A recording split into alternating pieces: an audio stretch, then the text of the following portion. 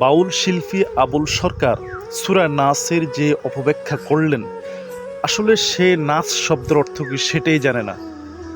কোরআনের অপব্যাখ্যার কারণে তার জেল হয়েছে। আমার মতে তাকে জিহ্বা কেটে পাশিতে ঝুলিয়ে যদি মারা হতো তাহলে উচিত বিচার হতো।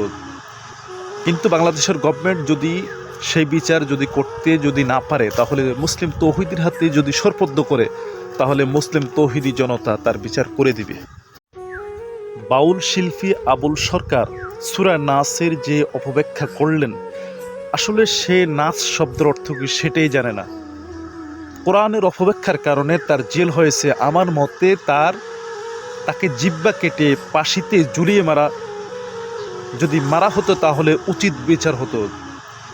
কিন্তু বাংলাদেশের গভর্নমেন্ট যদি সেই বিচার করতে না পারে, তাহলে মুসলিম তৌহিদির হাতে যদি সোপর্দ করে, তাহলে মুসলিম তৌহিদি জনতা তার বিচার করে দিবে।